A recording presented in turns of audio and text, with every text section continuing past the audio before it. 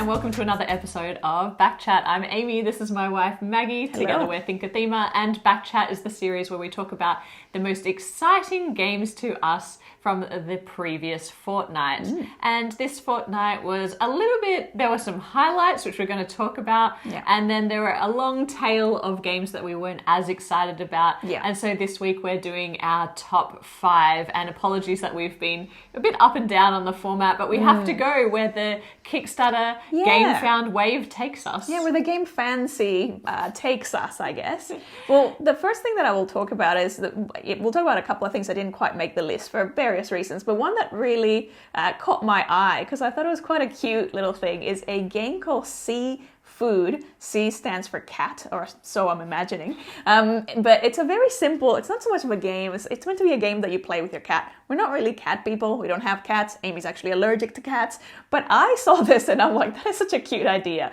I believe it's a print and play. You just print out this mat, which is essentially different types of food, cat food, or foods that your cat would like to eat. And the idea is that you put it either underneath a windowsill or underneath a table, any surface where your cat is likely to push things off of. And so then you put whatever you want on it, like coins or, little pebbles or whatever, and then wherever the cat wherever the cat pushes things to, like that's how you get points, or you decide that's how they can help you decide what they're eating that day. Actually, I don't know how much decision they would be having if it's just sort of randomly. I'm not sure they're going to aim things. It's not like it's a cat dexterity game. But, sort of. I did actually, I am allergic to cats, but I did have cats growing up, and it is quite amazing that anything you put up somewhere where you don't want it to fall off or you don't want it to topple, it's just like they're just That's such an interesting... I don't understand that cat instinct, and I've never had cats growing up, so I've never really... Obviously, I've seen it, I'm aware of it, but I can't comprehend where that urge would come from, going, that's on the edge, I must push it over the edge. So anyway, it's quite I love that this creator turned it into a game, and it's a print and play game. Go and check out that very unusual campaign for this fortnight. Now, the other campaign I wanted to talk about before we get started with our top 5 is the elephant in the room. It's going to be a glaring omission from our top 5, and I know you all might want to know why it's not in there, and that is Bot Factory. Now, Bot Factory borrows a mechanic from Kanban, which is a Vattel Lacerda game. You can see Kanban EV sitting up here on our shelf behind Maggie, and in reviewing this campaign, it really just made me want to get that game off our shelf, because we had the original Kanban, which we upgraded to Kanban EV, but since then it hasn't hit the table. But in that game, there is a manager, a very famous manager called Sandra, who can be not very nice to you. And actually in Bot Factory, you are now working in a toy factory where Sandra has been hired as a consultant to come in and give some advice on the Kanban management system. And you are going to be using like a light worker placement style mechanic in this game. But for us, it really didn't have the same level of excitement as some other games this fortnight. And a lot of that is because there's not a lot of Kickstarter exclusives for the game, and the fact that we already own Kanban EV. We do like a heavier game. It's the same with Mercado de Lisboa, which we enjoyed, but we also really love Lisboa, and so we want to make sure we can give this one a go and kind of try it at retail. I do know that they are adding in a few Kickstarter exclusives. There's a new Sandra Meeple, for example, and there might be some other additions, but for now, it's not in our top 5, but go check that out if you're interested. It's Bot Factory, and now let's talk about our top 5. Our number 5 is a game called Skyrise. Now in Skyrise, we are the visionaries looking to create a city in the sky. That's the Skyrise. And so we have somehow managed to meet all of the needs of civilization or society. And so now we get to, there's not enough space. So we're building this city in the sky, and the priority is beauty and science and arts. That's probably where the theme ends. I thought there was more to the theme. Because, and again, from what I can gather, like it then, like the game itself it looks beautiful, but it's going into a bit more of an abstract bidding type game. Yes, I'll talk about the bidding. So in this game, you will be using a bidding mechanic, and you are trying to get your buildings out onto the board, and the board is in a kind of little modules, which is pretty cool. But what you're going to be doing is the first player will select a neighborhood neighborhood to place their building into, and every other opponent in turn order gets to decide whether they want to move into an adjacent space and also place a building there. However, there's a catch, because the person who has the highest valued building at the end of that process, once everybody has passed, is going to be the only person that is allowed to build a building in that neighborhood. When you build a building in that neighborhood, you get to collect a token that is associated with a different type of neighborhood on your player board, and it's going to be added to one of those tracks to gain you victory points towards the end of the game. Yep. There's also some private and public objectives that speak to the adjacency of buildings or having a presence in different parts of the board.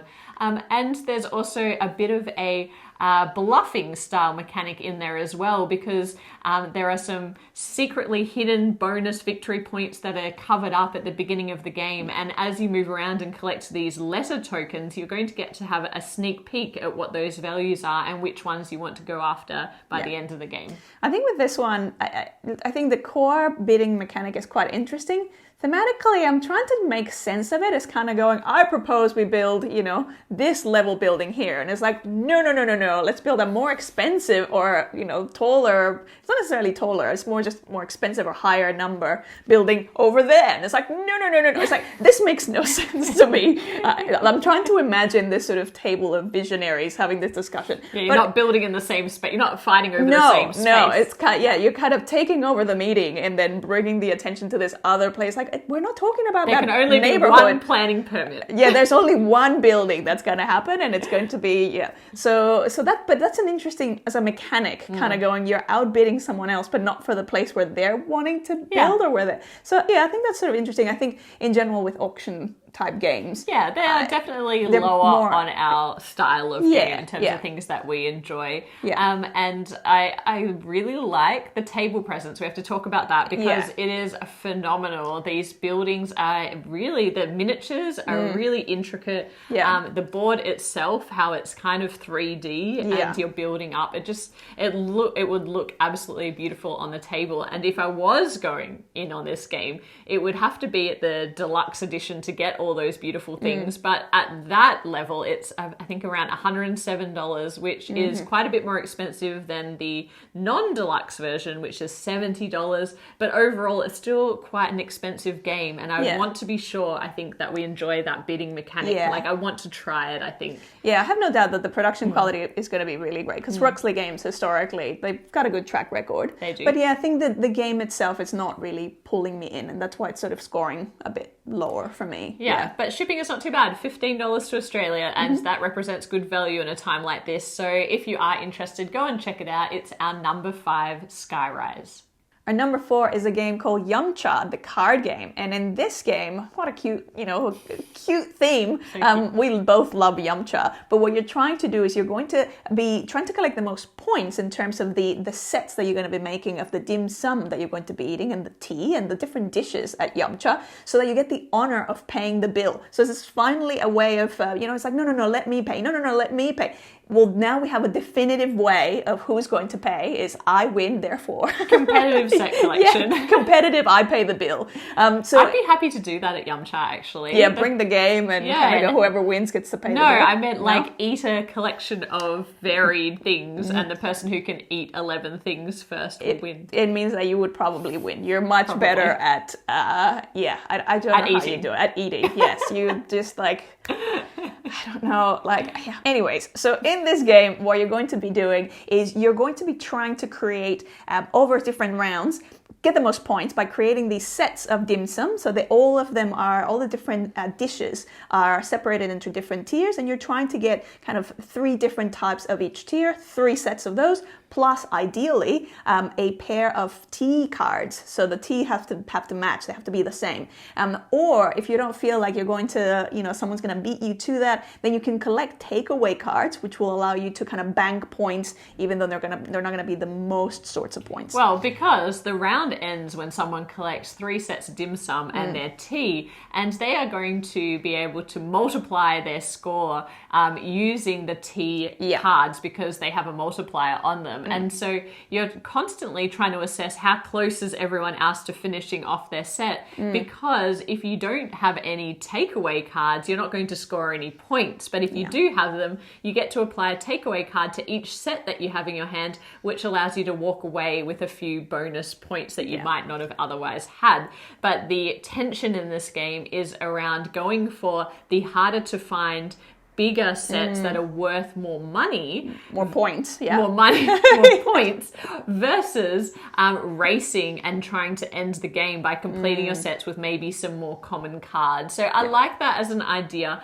There's not a lot, it doesn't seem like there's a lot of interaction in this game, because all you're doing on your turn is deciding whether you want to draw a card from the deck, or you want to take the card that's in the middle and trade it out with a card from your hand. And so you're always making that decision, but all you're doing really is fishing for the right cards to complete the set. You do get some clues as to what other people are collecting because of the cards that they throw out of their hands and the ones that they're more inclined to pick up from the discard pile. And so you can pick up clues as to what people are collecting and then make sure you don't put that card back out. But ultimately, you only have 11 cards in your hand, so you're going to have to at some point shed those cards to try to win. So I really like the game. It seems like you could teach it fairly quickly. It's ridiculously cute, but I will say that it borrows heavily from the Sushi Go aesthetic. Yes, very reminiscent of the aesthetic of Sushi Go. Like the Chinese version of the Japanese Sushi Go aesthetic. I should also say, with this game, you're also getting to learn, it's sort of being used as a bit of an educational tool. You get to learn the names of all of these dishes in Chinese, Mandarin, and Cantonese. So that's another kind of nice little touch. Yeah, you get to learn it in Chinese, and then they've actually created a video that shows the differing pronunciation for Mandarin and Cantonese. So go and check that out. It's actually a really cute little video. And I'm really happy that they use the original, like the authentic names on the cards as well, because it's always nice to be able to order when you go for Yum Cha as well, with the original names or the actual names, rather than just kind of pointing at the trolleys and be like, that looks good and that looks good, which we do as well. All the time, just one of everything, please, is usually the way we order at Yum Cha. But if that sounds of interest to you, it is actually an Australian publisher. So Quokka Games, we're just talking about Quokkas on the channel. Yeah, we're talking about Western Australia.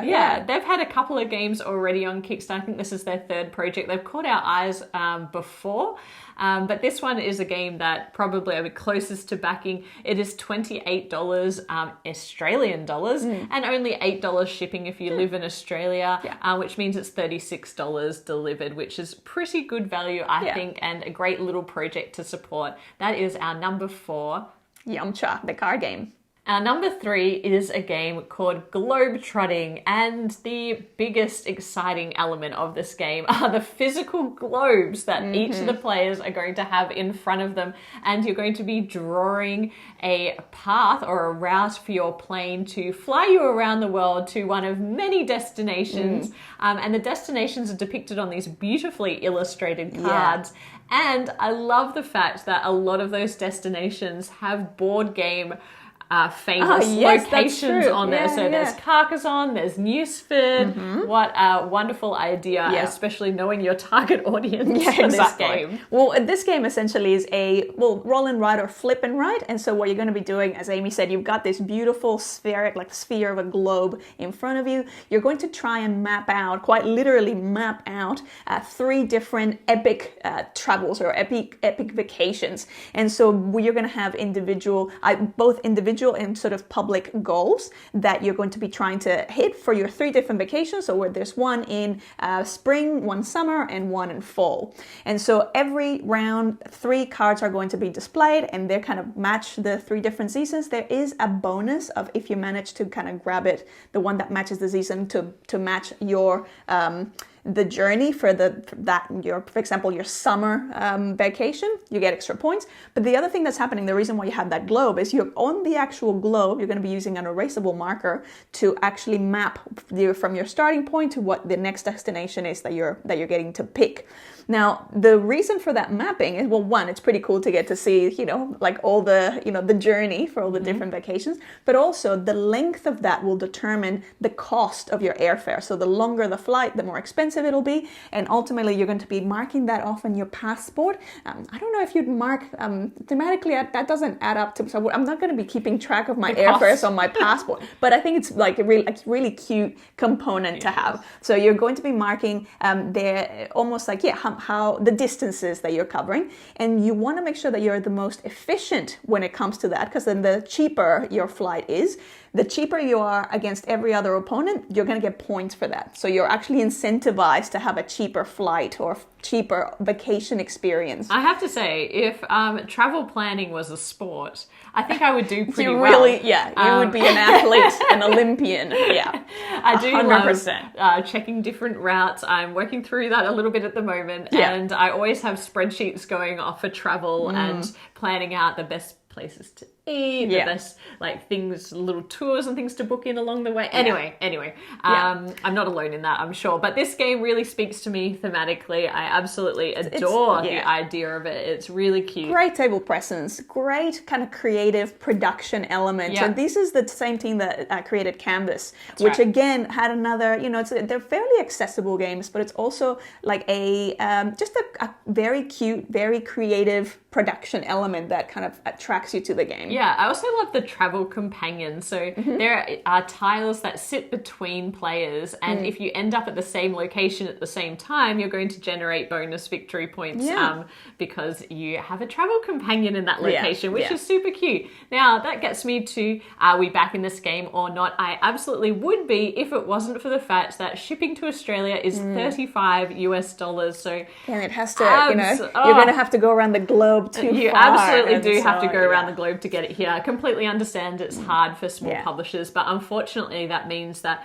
we're going to have to wait for retail for this one, and it's probably a good idea to save the money for retail. I will say though, if I was backing this game in the Kickstarter, I would actually probably back the retail edition anyway, only because asymmetric player abilities are the main bonus of getting the more deluxeified edition, and that's not something that usually resonates with us a lot at our table. We like to have the same starting point, open information. We all everybody have equal chance of winning or losing. Right. I do like that they look like credit cards, like that is pretty cute. Again, like this very good element of detail, eye for detail with some of these components and how they all kind of correlate. So if that does interest you, go and check it out. That is our number 3, Globetrotting. Our number 2 is a game called First in Flight, and this game is a game by Ben Rossett and Matthew O'Malley. They are the designers of The Search for Planet X. Now, The Search for Planet X is a deduction game that we both really enjoy. I cannot imagine designing that game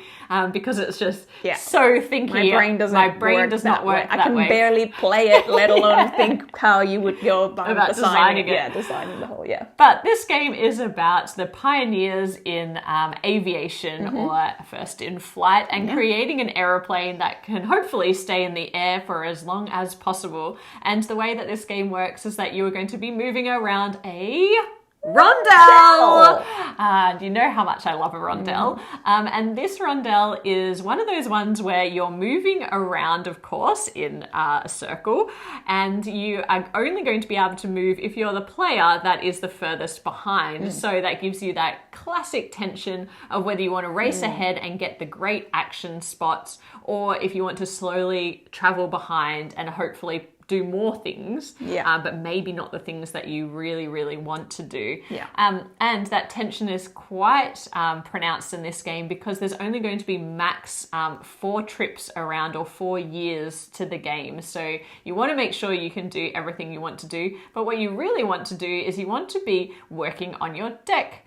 Your deck building element in this game is your flight. Well, your progress in terms of how evolved you've managed to develop your flying machine, essentially. So there's the thematic tie-in, thank you. But what I wanted to say... thematic. So the cards that you're going to be getting into your deck are improvements to your flying machine, but you're also going to be having to fix problems along the way and try and get out those cards that are going to be not very useful when you're mid-air. So what you're going to be doing when you take the fly action, or when you land on that on the board, you're going to be drawing from your deck, and you're going to be revealing one card at a time. And now it turns into a push your luck game, because you want to try and fly as far as you possibly can, for victory point reasons, of course. And you don't want to be revealing any issues with the your problems or the faults, problems. the design faults that only, you only become aware of them when you're flying. You go, oh, that doesn't work. Uh-oh. Yeah. Yeah, so probably should have had that looked at. But Well, if you reveal 4 problems, you are going to crash your plane. But never fear, you actually are going to be able to work on your deck again in the next round, and hopefully have a better second attempt as you try and innovate and have the longest flight path possible. Yeah, I really, really enjoy how many elements of this game are actually really cleverly thematically integrated. So I think, well, first, this concept of this deck, and then as you're kind of developing new technologies and kind of improving the way that your plane can fly, there's going to be some design errors that which are actual design, like the kind of malfunction or problem issues that are being added to the deck, and you only get to see those. So they're kind of hidden. You know that they're there, but you don't quite know what they're going to be until you're in the air and start realizing, oh, this gear's not working, or that's not working, and then that's what allows you to then, once you know what that is, one of the actions is to repair it. So that's, I think it's just so well done. And then when you repair it, you actually are going to be you get benefits of kind of, well, now you're going to have more glide cards. You can glide for longer. I think there's so many of the tensions that are quite interesting. It does seem overall like a lighter kind of game experience. I love deck building, so I think it's one of those that I would really enjoy. Yeah, I agree that it's probably a little bit light for us. I worry about its longevity. It's a game that I'd really, really like to try, actually. But I think I can wait till retail. We're trying to be more fiscally responsible. But yeah, I really like the idea of, there's no new mechanics per se, but the combination of mechanics is really interesting. And I love the way that it seems so thematically tied in. It's not really a world that I get excited about. Like the idea of aviation and flight is like, not a theme that I'm like, ooh, like, can't wait. But I really love the beautiful illustration of this game. It's just got a nice, like, watercolor-esque feel to it. And I think it would look really beautiful in our collection. Historical elements have been built into it in terms of flavor text to the cards, and all of the technologies, and even the people that you can use as allies or helpers. All of them are kind of plucked out of history. So I think it's going to be, it's a light, but I think it's going to be a cool experience. And if you are back in this game, I would check out the collector's edition for this one. It's only $15 more than the retail edition, and you get metal coins, and you get resin aeroplanes and resin players, little characters. And so it seems like good value to get in on that collector's edition. And I'm surely, when I play this at a retail edition, going to wish I had that. But go and check that out. That is our number 2 First in Flight. And our number 1 game and campaign for this week is Septima, or Septima, as I've been hearing everyone else. Septima. I think we said Septima in our preview. We've been talking about a Septima, and I actually went through this in my mind, kind of going, well, if it's like Septima in Spanish, it's 7th. And then I was like, maybe it's referring to that, but in Spanish, it would have a little accent on the E. So I was like, well, it doesn't, but it's all capped. I went through a whole, mental process. Anyways, none of that relates to the game. It's okay, because everyone just says they're Australian. Exactly. Just put it down to the Australian. Accent. So anyways, in Septima, we are playing as the leader of a coven of witches. And what you're trying to do is ultimately, by the end of a year, or 4 seasons, or kind of 4 rounds, demonstrate to our current leader, Septima, that you are the wisest and therefore the worthiest to take over as the new leader of all witch folk. And the way that you're going to be doing this throughout the game is, and we actually did a full coverage, like preview coverage of this, so we'll link to that.